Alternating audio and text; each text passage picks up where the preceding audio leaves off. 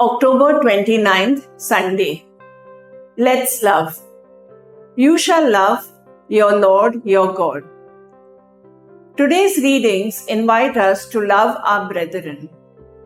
In the first reading, God is reminding the people of Israel of the slavery they experienced in the land of Egypt.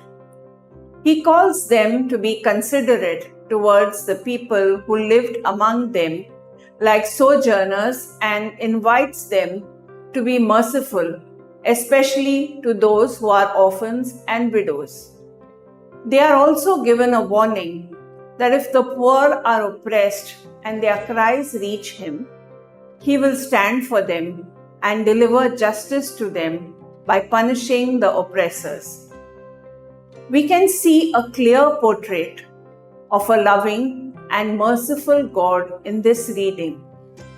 Similarly, we can see how St. Paul is directing the church in Thessalonica on how to be role models for the people who are living in Macedonia and Achaia in loving others and being merciful to others. These two readings remind us how to show mercy to others as God is merciful to us. St. Paul affirms that being merciful to others is the identity of believers of Christ. Today's Gospel summarizes the message of both these readings. Jesus condenses the 10 commandments of the Old Covenant into just 2 commandments. Love your neighbor as yourself and love your Lord God with all your heart and mind. Loving the neighbors is the way one can express their love for God.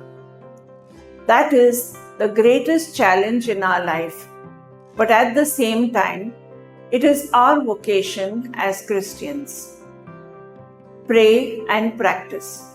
Dear Lord, help us to experience your unconditional love and lead us to share your love with everyone around us.